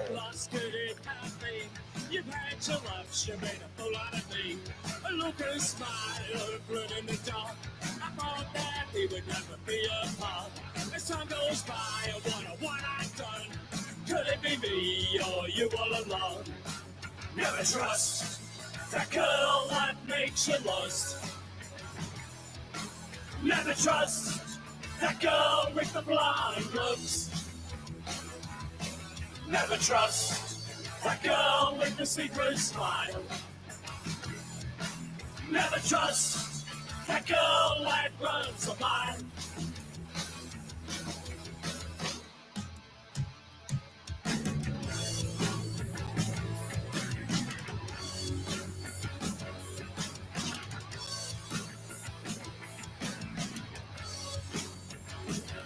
The sweet same ones, not my style. I turn the energy that I want to mine. To shock and resentment, escape my place. Shattered dreams in an empty space. I've made friends, I see what's in your eyes. Now I realize it's me you despise. You push me away, what could I say? You try to reject it, just run away. Never trust that girl that makes you lost. Never trust that girl with the blonde looks. Never trust that girl with the... So I'm going to go see Superman, I think, maybe this week and early next week. And then next week, I'm going to go see Fantastic Four with the boy. Okay. So a lot of movies. Never a big Superman fan. I've always thought he was a shit superhero. Well, like I said before, I'm a Marvel guy, but I'm intrigued by the previews. I'll give it a try. I enjoyed quite a lot of the Batman stuff. I like how gritty it is. Yeah. I like a bit of an anti-hero. I am always a bit of a fan of an anti-hero. And seeing like someone that should be clean, glitzy, and glamorized descend into badness as well. I do appreciate that. Superman, the problem with him is he has to be too clean. He's got to be. It's part of his job. I was actually more of a Green Lantern guy, actually, when I was a kid. Yeah, Green Lantern's probably the coolest of the DC superheroes. Unfortunately, didn't translate well to when they started doing movies. Not to that movie. It did not. Like, as a superhero, the cool glowing rings flying through space, like, he's the best one of the DC superheroes. But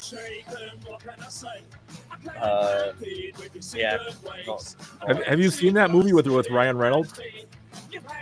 The Green Lantern movie? Yes. Yeah, it's bad. I like the way that he when he was doing the Deadpool versus Wolverine films. Yeah. Him and why can't I think of his freaking name now? Of Wolverine? Yeah. Hugh Jackman. Hugh Jackman. Like they obviously really got on well together. And They were having a ball. they did a lot of like reels on Facebook, and it just kept coming up that well, at least I wasn't Green Lantern kind of thing. I saw that. That was great. Yep. Oh man. And he's like, well, at least I've been more than one superhero, and he was like, really? Does the other one count? Does Green Lantern count? Right. Very good then.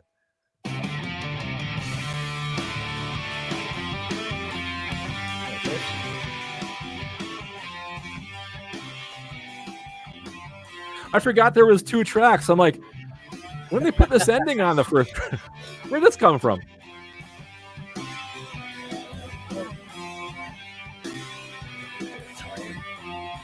Oh, that should work like that.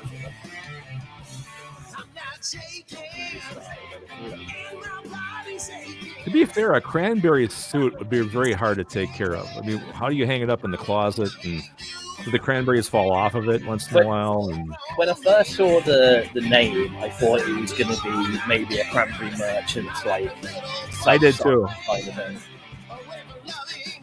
I haven't seen too much from those guys lately. They used to be posting constantly. I haven't seen anything for a while. I think I did something recently. I forget. I can't remember. There was something.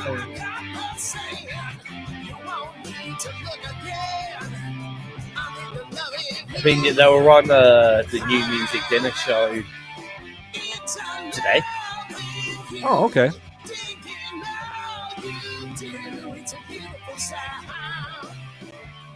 Yeah, they're still generally Yeah. seem to be doing stuff.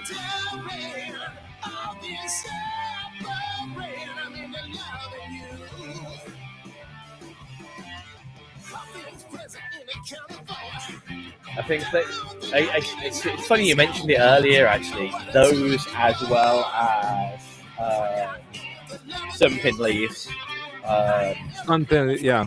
tend to do well when ISSA are resurging. ISSA are very quiet right at the moment. That's what you do see with that echo chamber. When they're kind of a little bit more busy, all of the people involved in that tend to like and comment on each other's stuff. Right, yeah.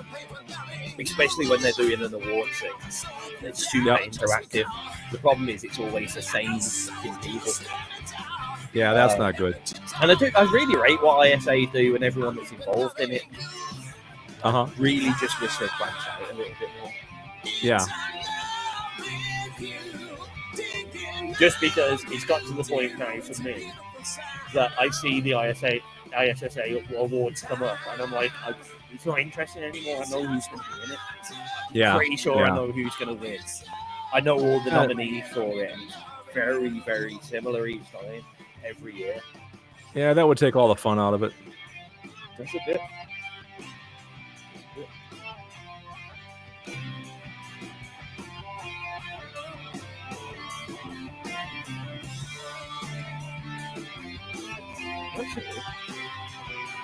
That's a good riff.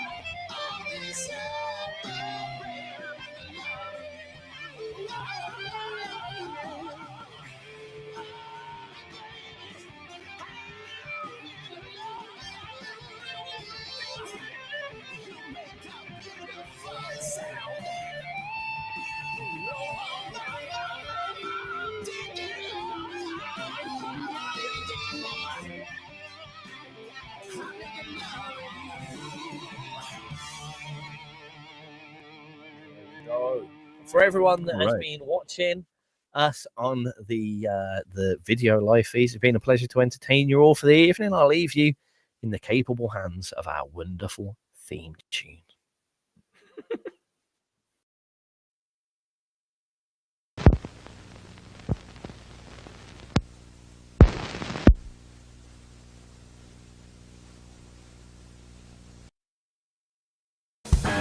So here we are again. Thanks for stopping by to listen to the good man and that old annoying guy. Do you ever wonder? Do you wanna see who are these men of mystery? Tizz lives in Scotland and runs XRP, a broadcasting legend. I'm sure you'll agree. Craig lives in a studio in the USA, working on music most every day.